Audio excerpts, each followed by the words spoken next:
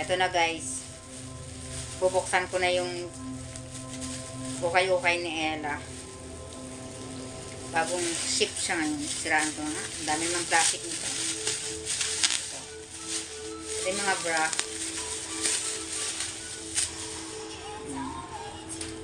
Halagang ano lang yan. 20-20. Ito na mo 20-20. Sa ukay. Ayan. Ito 50 to. Ito yung mga gusto ko eh.